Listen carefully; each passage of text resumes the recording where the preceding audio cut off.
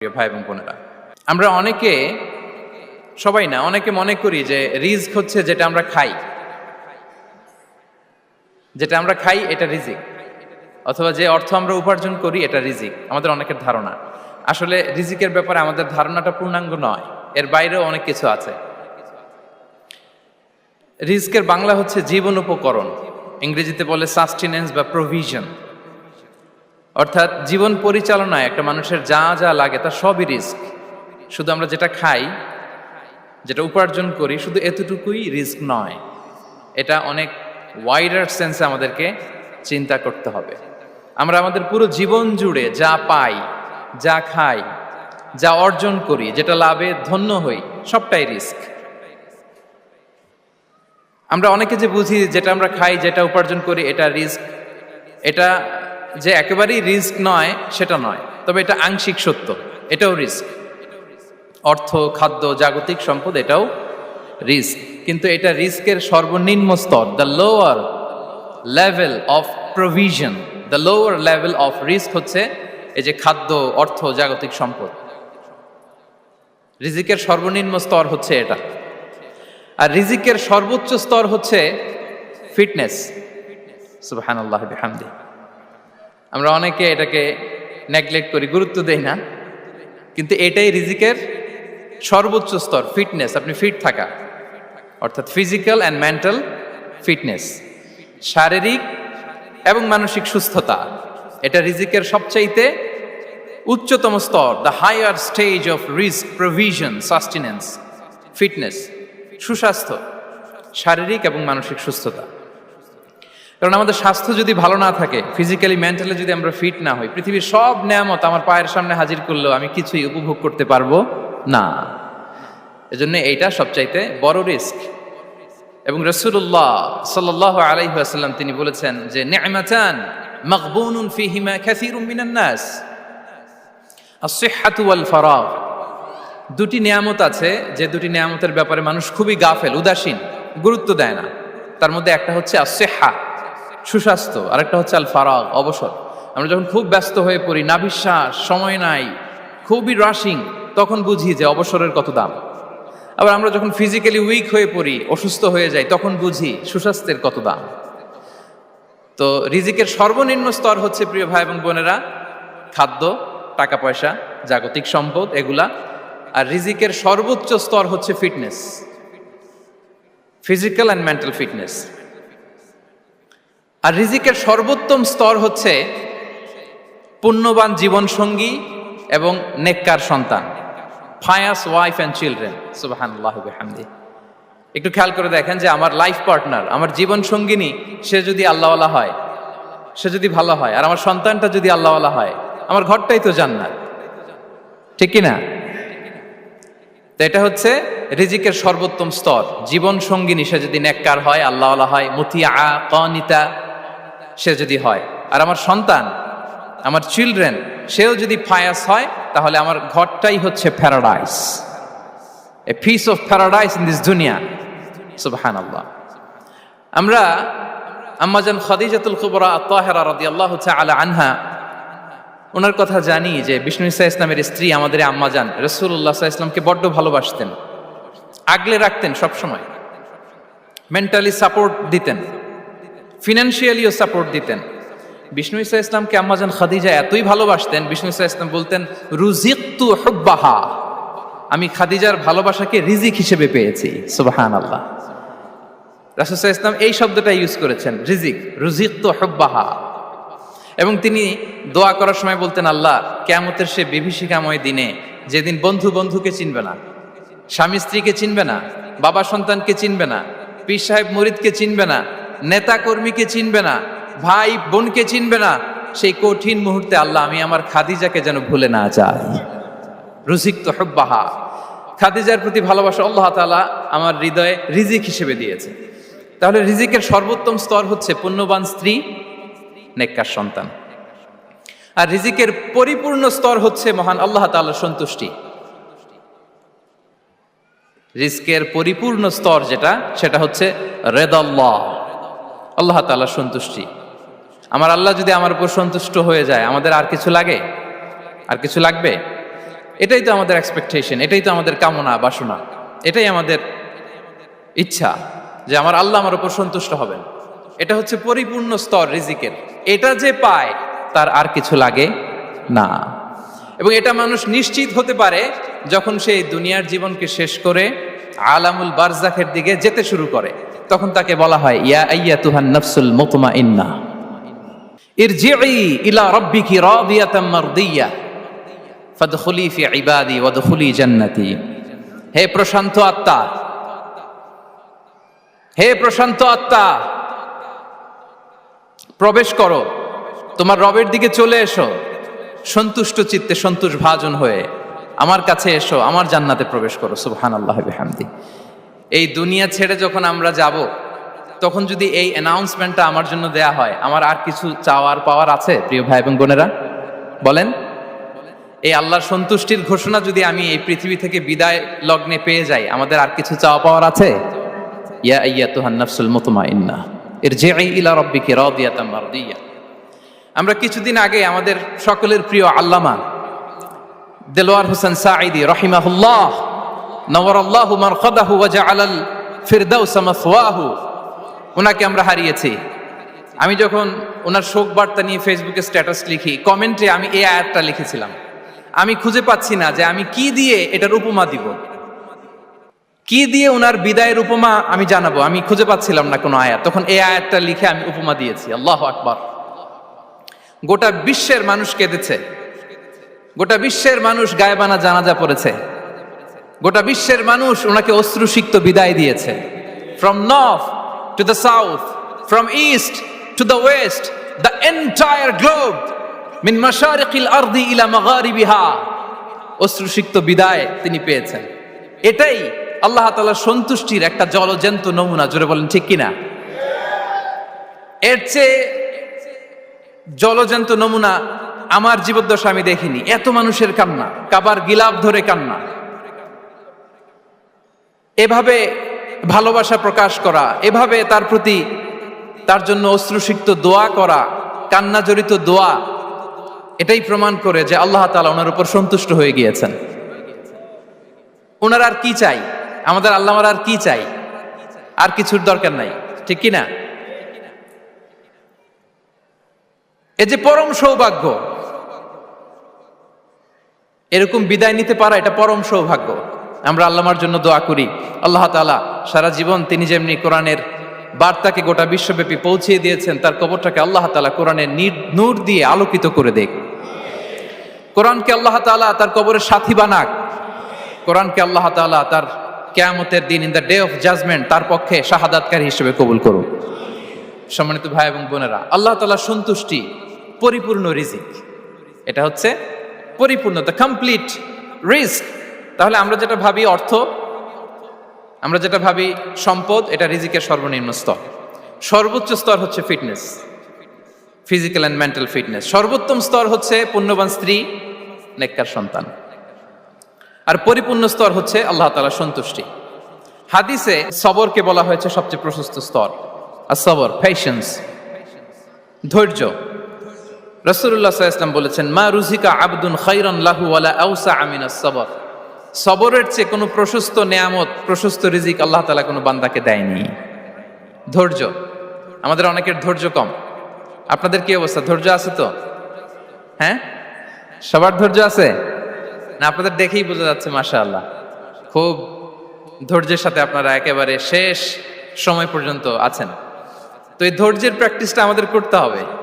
আমরা যেন অস্থির না হয়ে যাই, আমরা যেন আতঙ্কিত না হই, আমরা যেন প্রশান্ত থাকি, আমরা যেন ধৈর্যের প্র্যাকটিস করি। বিশেষ করে আমাদের সন্তানদের এটা শেখাতে হবে। কারণ ধৈর্য এটা এমন একটা গাছ, যে গাছের সারা গায়ে কাটা কিন্তু এর ফলটা বড় মিষ্টি। ধৈর্য এমন একটা গাছ, যে গাছের সারা গায়ে কাটা কিন্তু এর ফলটা বড় সুস্বাদু। তো সেই টেস্টি ফ্রুট যদি আপনি ট্রাই করতে চান, আপনাকে ধৈর্য ধারণ করতে হবে। তাহলে হাদিসের আলোকে আমরা জানলাম রিজিকের সবচাইতে প্রশস্ত স্তর হচ্ছে ধৈর্য। রিজিকের সবচাইতে কল্যাণকর স্তর হচ্ছে হিকমা। আল্লাহ তাআলা বলছেন, ইউতিল হিকমাতা মান ইয়াশা ওয়া মান ইউতাল হিকমাতা ফাকাদ উতিয়া খায়রান কাসীরা। আল্লাহ যাকে চান তাকে এই হিকমা দেন। আর যাকে আল্লাহ তাআলা হিকমা দেন তাকে প্রভূত কল্যাণ দান করেন। হিকমা, প্রজ্ঞা, উইজডম, নলেজ আর কমন সেন্স দুইটা যখন একসাথে হয় এটা উইজডম হয়ে রিফ্লেক্ট করে। আই রিপিট, জ্ঞান এবং আকল, নলেজ আর কমন সেন্স দুইটা যখন একসাথে হয় ওটা হয়ে যায় উইজডম বা প্রজ্ঞা। কখন কোথায় বলতে হয়, কেমন ভাবে বলতে হয়, কি করে বলতে হয়, কখন কি করতে হয়, কতটুকু করতে হয়, কোথায় যে থামতে হয়, এটা জানার নাম হচ্ছে হিকমা। আর হিকমা হচ্ছে সবচাইতে কল্যাণকর রিস্ক। সম্মানিত সুধী, এটা হচ্ছে আমার introductory discussion. The concept of রিস্কের ব্যাপারে এখন মোটামুটি আমাদের একটা আইডিয়া ক্লিয়ার হয়েছে না? রিস্ক কি, কত ধরনের হতে পারে, রিস্কের সবচেয়ে নিম্ন স্তর কি, সর্বোচ্চ স্তর কি, সবচেয়ে প্রশস্ত স্তর কোনটা, সর্বশ্রেষ্ঠ স্তর কোনটা, সবচেয়ে কল্যাণকর স্তর কোনটা। এ পর্যায়ে আমরা জানবো যে এই রিজিকের বন্দোবস্ত কে করেন। কে করেন বলেন তো দেখি? এই রিজিকের বন্দোবস্ত একচ্ছত্রভাবে আল্লাহ তাআলা এটা নিয়ন্ত্রণ করেন। তিনি রিজিকের মহাব্যবস্থাপক। যে আয়াত দিয়ে আমি শুরু করেছি প্রিয় ভাই এবং বোনেরা, ওমা মিন দাব্বাতিন ফিল আরদি ইল্লা আলাল্লাহি রিজকুহা ওয়া ইয়ালামু মুস্তাকাররাহা ওয়া মুস্তাওদাআহা কুল্লুম ফি কিতাবিম মুবিন। ভূপৃষ্ঠে বিচরণশীল যত প্রাণী আছে এই সবগুলো প্রাণীর রিজিকের ব্যবস্থাপনা আল্লাহ তাআলা নিজ কুদরতে করেন এবং এই প্রত্যেকটা প্রাণীর স্থায়ী অস্থায়ী নিবাস সম্পর্কে, অবস্থান সম্পর্কে তিনি জানেন। এখানে যদিও ফিল আরদি বলা হয়েছে, বস্তুত জলে, স্থলে, বায়ুমণ্ডলে যত লিভিং ক্রিয়েচার আছে সব লিভিং ক্রিয়েচারের রিজিকের বন্দোবস্ত করেন কে? এজন্য তিনি হচ্ছেন রাজ্জাক। তিনি ওনার একটা নাম দিয়েছেন যে আমি হচ্ছি আর রাজ্জাক, ইন্নাল্লাহা হুয়ার রাজ্জাকু যুল কুওয়াতিল মাতিন। নিশ্চয় আল্লাহ তাআলা তিনি হচ্ছেন আর রাজ্জাক, তিনি রিজিকের ব্যবস্থাপক। যে কেউ রাজ্জাক হতে পারে না, চাইলে রাজ্জাক হওয়া যায় না। রাজ্জাক একজন, তিনি কে? আল্লাহ। রিজিকের রেসপন্সিবিলিটি আল্লাহ, রিজিক নিয়ে চিন্তা আল্লাহর। তো আল্লাহর চিন্তা আমি করলে হবে? বলেন, যেটার দায়িত্ব আল্লাহ, যে রেসপন্সিবিলিটি আল্লাহর, ওই রেসপন্সিবিলিটি আমি নিলে হবে? হবে না। তাহলে আল্লাহ তাআলা নিজেকে আর রাজ্জাক বলে কোরআনে আমাদের সামনে উপস্থাপন করেছেন। রাজ্জাকের তিনটা বৈশিষ্ট্য আছে। যেই সত্তার মধ্যে তিনটা বৈশিষ্ট্য খুঁজে পাওয়া যায় তিনি হচ্ছেন আর রাজ্জাক, দ্য প্রোভাইডার, দ্য সাস্টেইনার। আর রাজ্জাক কোন সেই তিন গুণ? এক নম্বর গুণ হচ্ছে নো ডেফিসিয়েন্সি, তার কোনো অভাব থাকবে না। হু continuously provide sustenance to his creatures, যে লাগাতার নিয়মিত প্রতিনিয়ত তার সৃষ্টিকে রিজিক দেন এবং গোটা বিশ্বকে রিজিক সরবরাহ করতে যে তার ধনভাণ্ডারের 1 ইঞ্চিও কমে না। সুবহানাল্লাহ বিহামদি। এই যে সাইয়েদনা আদম আলাইহিস সালাম থেকে শুরু করে আপ আনটিল নাও গোটা বিশ্বের সবগুলো মানুষকে, জিন জাতিকে, পক্ষীকুল, সাগরের অতল গহ্বরে দ্য ব্লু ওয়েল, নীল তিমিগুলোকে, বিশাল মাছগুলোকে, এই সব কিছুকে যে আল্লাহ তাআলা রিজিক সরবরাহ করছেন, আল্লাহর যে ধনভাণ্ডার একটু কমে আসার কথা না এতদিনে? কি বলেন? এত হাজার হাজার বছর রিজিক দেওয়ার পরও তার ধনভাণ্ডার কমে নাই না। আল্লাহ বলে তোমাদের যার যা লাগবে, যার যা চাহিদা, যার যেটা দরকার সবও যদি দিয়ে দেয় আমি আল্লাহর ধনভাণ্ডারের 1 ইঞ্চিও কমবে না। আর Razzak যুল কুওয়াতিল মাতিন, the provider, the sustainer. তাহলে রাজ্জাক হতে হলে ওই সত্তার তিনটা গুণ লাগে। এক হচ্ছে নো ডেফিসিয়েন্সি, তার কোনো ঘাটতি থাকতে পারবে না। 2 নম্বর কোয়ালিটি হচ্ছে নেভার ফরগেটফুল, তিনি ভুলতে পারবেন না। Who never forget the needs of his creation, তার সৃষ্টির কোথায়, কার, কখন, কোনটা লাগে এটা ভুলে গেলে চলবে না। ধরেন তিনি নর্থ আমেরিকাতে, এখানে কানাডায় যারা আছে, আমেরিকাতে যারা আছে তাদেরকে রিজিক দিচ্ছে, ওদিকে সাউথ আমেরিকাতে, ব্রাজিলে, আর্জেন্টিনার জঙ্গলে কিছু জনগোষ্ঠী রয়ে গেছে, এদের কথা আল্লাহ ভুলে গেছে। তারা বেঁচে থাকতে পারবে? আফ্রিকার জঙ্গলে যারা আছে তাদেরকেও যে রিজিক দিতে হবে, যখন যেটা লাগে সরবরাহ করতে হবে, এটা যদি আল্লাহ ভুলে যায় তোরা বাঁচবে? বলেন। তাহলে যিনি আর রাজ্জাক তিনি হচ্ছেন নেভার ফরগেটফুল, কখনো তার সৃষ্টির কখন কি লাগে এটা কখনো তিনি ভুলতে পারবেন না। আল্লাহ তাআলা ভুলেন না, তিনি ভুলেন না, তিনি সব খেয়াল রাখেন। যখন যার যেটা যতটুকু দরকার তখন তাকে ততটুকু যিনি দেন তার নাম হচ্ছে রাজ্জাক। রাজ্জাক হতে গেলে যেই কোয়ালিটি লাগে তার 3 নম্বর কোয়ালিটি হচ্ছে কম্প্যাশনেট। কম্প্যাশনেট, দয়ালু, অনেক বেশি দয়ালু। এত বেশি দয়ালু যে তার বিরোধিতা করলেও তাকে রিজিক দেয়া থেকে তিনি বঞ্চিত করেন না। His disobedience effects the risk but not stop the risk. আপনি যদি আল্লাহর অবাধ্য হন, আপনার রিজিকের বারাকা হয়তো কমে যাবে, কিন্তু রিজিক বন্ধ হবে না। যে গোটা বিশ্বে যারা অবিশ্বাসী আছে, যারা নাস্তিক আছে, যারা আল্লাহদ্রোহী আছে, তারা কি খেয়ে পরে বেঁচে নাই? বলেন, তাদেরকে কি আল্লাহ তাআলা রিস্ক দিচ্ছে না? এই তো সুবহানাল্লাহ। কম্প্যাশনেট, এত দয়ালু, তার যারা বিরোধী, তাকে যারা গালি দেয়, তাকে যারা বিশ্বাস করে না, তাকে যারা সেজদা দেয় না, তিনি তাদেরকেও খাওয়ায়, তিনি তাদেরকেও সুস্থ রাখে, তিনি তাদেরকেও হাত খুলে দান করে। আল্লাহু আকবার। আর রাজ্জাক, ইন্নাল্লাহা হুয়া রাজ্জাকু যুল কুওয়াতিল মাতিন। তাহলে এই তিনটা গুণ থাকতে হবে রাজ্জাক হতে হলে: no deficiency, never forgetful, compassionate. এবং আল্লাহ তাআলা বলছেন, আম্মান হাযাল্লাযী ইয়ারযুকুকুম ইন আমসাকা রিজকা বাল লাজ্জু ফি উতুমি ওয়া নুফুর। সূরাতুল মুলক আল্লাহ বলেছেন যে তিনি যদি রিজক বন্ধ করে দেয়, তাহলে এই রিজক তোমাদেরকে কে দিবে? আছে কেউ দেয়া? সূরা মুলকের শেষ আয়াতে আল্লাহ বলেছেন যে তোমরা যে সুমিষ্ট পানি খেয়ে বেঁচে আছো, এটা যদি একেবারে জমিনের অতল গহ্বরে আমি নিয়ে যাই, কে এনে দিবে তোমাদেরকে পানি? কে এনে দিবে সুমিষ্ট পানি? এজন্য বিষ্ণু ঈসা ইসলাম পানি খেয়েই তিনি পড়তেন, আলহামদুলিল্লাহিল্লাযী জাআলা হাযাল মাআ আযবান ফুরাতান বিরাহমাতিহি ওয়া লাম ইয়াজআলহু মিলহান উজাজান লিযুনুবিনা। পানি খেয়েই তিনি বলতেন প্রশংসা আল্লাহর, যে আল্লাহ তার অসীম দয়ায় এই পানিকে সুমিষ্ট করেছেন, আমাদের পাপের কারণে এই পানিকে তিনি লবণাক্ত করে দেন নাই। সুবহানাল্লাহ। ইন্নাল্লাহা হুয়া রাজ্জাকু যুল কুওয়াতিল মাতিন। তিনি হচ্ছেন রাজ্জাক। এজন্য সম্মানিত ভাইরা, রিজিক নিয়ে আজকে থেকে টেনশন বন্ধ করে দিতে হবে। আমাদের কাজ হচ্ছে চেষ্টা করে যাওয়া, প্রাণান্তকর প্রচেষ্টা করা, আমাদের রোলটা আমরা প্লে করব, কিন্তু রিজিকের ফয়সালা করবে একজন, তিনি কে? ইন্নাল্লাহা হুয়া রাজ্জাকু যুল কুওয়াতিল মাতিন। এটা নিয়ে চিন্তিত হওয়ার কিছু নাই প্রিয় ভাই এবং বোনেরা। আমরা আমাদের মায়ের পেটে থাকতেই এটা ফিক্স হয়ে গিয়েছে। আমরা যখন মায়ের পেটে ছিলাম, ইন্না আহাদাকুম ইজমাউ খালকুহু ফি বাতনি উম্মিহি 40 ইয়াওমান সুম্মা ইয়াকুনু আলাকাতান মিসলা যালিক সুম্মা ইয়াকুনু মুদগাতান মিসলা যালিক। আমরা যখন মায়ের পেটে ছিলাম 40 দিন আমরা নুতফা স্টেজে ছিলাম, 40 দিন আমরা আলাকা স্টেজে ছিলাম। আমার মায়ের জরায়ুর দেয়ালে আমি লেপ্টে ছিলাম। 40 দিন আমরা ছিলাম এ ভেরি লিটল ফ্ল্যাশ, একটা ছোট্ট গোশতের টুকরা।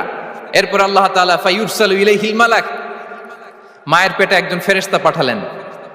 ফায়ানফুখু ফিহির রূহ, he breathed into him the spirit, তিনি রূহের ফুৎকার দিলেন।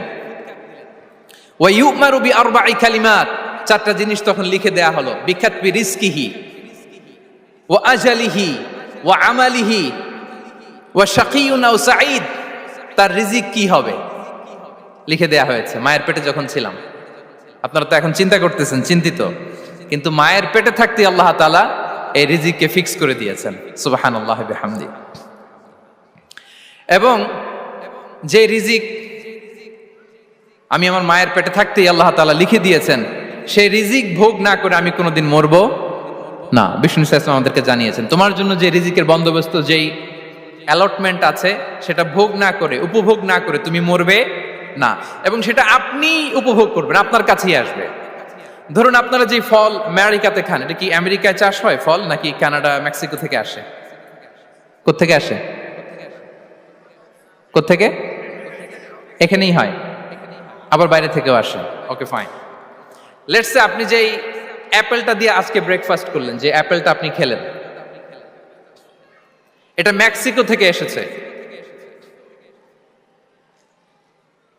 ওই অ্যাপেলটা যখন কুড়ি অবস্থায় ছিল, মুকুল অবস্থায় ছিল, তখনই ওটার মধ্যে আপনার নাম লেখা। এর মধ্যে কত পাখি এসে ওই গাছে বসেছে, কত মুকুল নষ্ট করেছে, ওইটা নষ্ট করে নাই, কারণ ওইটা আপনি খাবেন।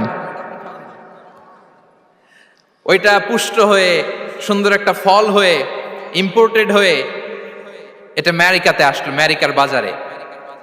অনেক মানুষ ওই ফলটা সুপার মার্কেটে যে ধরে চড়ে নেড়ে আবার রেখে দিয়ে চলে গেছে, নেয় নাই। ওইটা সে খাবে না, কারণ ওইটা আপনার রিজিকে লেখা। ওই ফল আপনি নিয়ে আসলেন, বাসায় অনেকেই অ্যাপেল খাচ্ছে, কিন্তু ওই অ্যাপেলটা খাবে না, কারণ এটা কে খাবে? সুবহানাল্লাহ পড়তে পারলেন না মজা করে? আল্লাহু আকবার। আপনার জন্য যে রিজিক নির্ধারিত এটা আপনিই খাবেন। এর মধ্যে আপনি মরে যেতে পারতেন, বাসা থেকে অন্য কোথাও চলে যেতে পারতেন, কিন্তু না, মরবেনও না, অন্য কোথাও যাবেনও না ওইটা খাওয়ার আগে। This is the essence of risk, this is the essence of provision, sustenance. ইন্নাল্লাহা হুয়া রাজ্জাকু যুল কুওয়াতিল মাতিন। মায়ের পেটে থাকতে নির্ধারিত, ওই ফল কেউ টাচ করবে না up until you try it. This is risk. এই কথাটাই বিষ্ণু ঈসা ইসলাম খুব সুন্দর করে বলেছেন, লা তামুতু নাফসুন হাত্তা তাস্তাকমিলা রিজকাহা। অন্য বর্ণনায় এসেছে লা তামুতু নাফসুন হাত্তা তাস্তাউফিয়া রিজকাহা। মানুষের জন্য যে রিজিকের বরাদ্দ সেটা উপভোগ না করে, সেটা না খেয়ে ওই মানুষ এই দুনিয়া থেকে বিদায় নিতে পারে না। তাহলে আমার রিস্ক ভোগ না করে আমি মরবো না। এবং এটা যেহেতু আপনার জন্য নির্ধারিত, এটা আপনি পাবেনই। এখন এটা কি হালাল পন্থায় আপনি পাবেন না হারাম পন্থায় পাবেন, দ্যাট ইজ ইউর ডিসিশন। আপনার রিস্ক আপনার কাছে আসবে। এটা নির্ধারিত না অনির্ধারিত বলেন তো? আমি সবার কাছ থেকে শুনবো, রিস্ক কি নির্ধারিত না অনির্ধারিত? ফিক্সড, নির্ধারিত। ফর এন এক্সাম্পল, ধরুন আপনি সারা জীবনে 1 কোটি টাকা ইনকাম করবেন। কয় কোটি? 1 কোটি টাকা ইনকাম করবেন, এটা নির্ধারিত, আল্লাহ তাআলা ফিক্স করে ফেলেছেন, এটা আল্লাহর সিদ্ধান্ত। কিন্তু এই 1 কোটি হালাল পন্থায় আপনি উপার্জন করবেন না হারাম পন্থায়, এটা আপনার সিদ্ধান্ত। So now the decision is years. যদি আপনি পরিশ্রমী হন, যদি আপনি সৎ পথ অবলম্বন করেন, তাহলে ওই 1 কোটি আসবে আপনার কাছে, কিন্তু হালাল পন্থায়।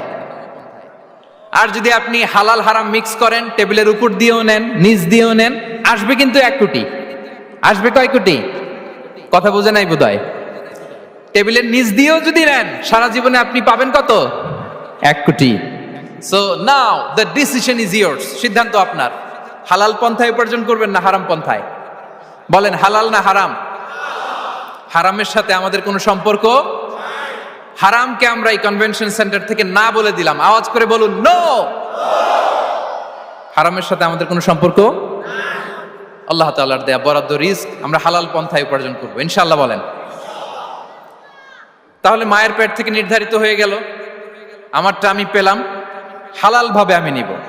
আরেকটা জিনিস মনে রাখতে হবে যে কেউ কারো রিজিকে ভাগ বসায় না, কেউ না। আমরা অনেকে মনে করি যে আমি ওকে দিলাম, ওকে খাওয়াইলাম, আমি বোধহয় খাওয়াইলাম। না, সে আপনারটা খায় নাই, সে তার রিজিকই খেয়েছে। আমাদের ঘরে আমাদের বন্ধু বান্ধব আসে অনেক সময়, আমাদের ঘরে অনেক সময় অতিথি আসে, তাদেরকে আমরা আপ্যায়ন করি, তাদেরকে খাওয়াই। আসলে সে আমারটা খায় না, সে কারটা খায়? তার নিজেরটাই খায়। বিষ্ণু ইসলাম এটা খুব সুন্দর করে বলেছেন। ওনার কাজিন চাচাতো ভাই আব্দুল্লাহ ইবনে আব্বাসকে একদিন অনেক নাসিহা করছিলেন। করতে করতে এক পর্যায়ে তিনি বললেন, ওয়া আলাম, ইবনে আব্বাসকে বলছেন, ওয়া আলাম আন্না মা আসাবাকা লাম ইয়াকুন লিইখতিআক ওয়া মা আখতাআকা লাম ইয়াকুন লিইউসিবাক। আব্দুল্লাহ, জেনে রেখো, যেটা তুমি পাওয়ার এটা তুমি কোনোদিন হারাবা না। যেটা তোমার হওয়ার কথা ছিল ওইটা তুমি কোনোদিন মিস করবা না। আর যেটা তুমি পাওয়ার কথা না, গোটা বিশ্বের সব শক্তিকে হাতের মুঠোয় আনলেও সেটার দেখা তুমি পাবে না, পাবে না। ওয়া আলাম আন্নামা আসাবাকা লাম ইয়াকুন লিইখতিআক ওয়া মা আখতাআকা লাম ইয়াকুন লিইউসিবাক রুফিআতিল আকলাম ওয়া জাফফাতিস সুহুফ। আব্দুল্লাহ, রিজিক নিয়ে চিন্তিত হয়ো না, রিজিক নিয়ে পেরেশান হয়ো না। প্লে ইউর রোল, রিজিক ইজ ফিক্সড। যেটা তুমি পাওয়ার তুমিই পাবা, যেটা তুমি পাওয়ার কথা না, চেষ্টা করেও সেটা তোমার কাছে আসবে না। সম্মানিত সুধী, এ পর্যায়ে আমরা জানবার চেষ্টা করব যে কিসে রিজিক বাড়ে, কি করলে রিজিকে ভরপুর বারাকা হয়, রিজিকের চাবিকা ঠিক কোথায়, কোন পথে চললে রিজিকে ভরপুর বারাকা হবে, আমার জীবনে বরকত নেমে আসবে রিজিকে। এটা জানতে মনে যাচ্ছে না আমাদের? হ্যাঁ, কষ্ট হচ্ছে আপনাদের? কষ্ট হচ্ছে? তাহলে কি করলে রিজিকে ভরপুর বারাকা হয়, কি করলে আমার জীবনে ভরপুর বারাকা নেমে আসে, এই পয়েন্টটাতে আমরা একটু আলোকপাত করি। যেসব কাজ করলে আমাদের জীবনে রিজিকে আসমানি বারাকা নেমে আসবে, আমাদের রিজিকে আসমানি বারাকা নেমে আসুক, আমরা চাই কি চাই না? সবাই আমরা চাই নিশ্চয়ই। যে কাজ করলে রিজিকে আসমানি বারাকা আসে, এর 1 নাম্বার হচ্ছে তাকওয়াল্লাহ, আল্লাহর ভয়। আল্লাহ তাআলা বলছেন ওয়া মাইয়াত্তাকিল্লাহা ইয়াজআল লাহু মাখরাজা ওয়া ইয়ারযুকহু মিন হাইসু লা ইয়াহতাসিব, যে আল্লাহকে ভয় করে, যে আল্লাহ সচেতন, আল্লাহ তাকে মাখরাজ, মাখরাজ মানে কি জানেন? ওই যে এক্সিট লেখা না এদিকে, এই এক্সিটকে আরবিতে বলে মাখরাজ, মানে কোথাও আটকাবেন না, বের হওয়ার রাস্তা আছে, কোথাও আটকাবেন না, বের হওয়ার রাস্তা আল্লাহ তাআলা অ্যারেঞ্জ করে দিবেন। You will have the way out from crime.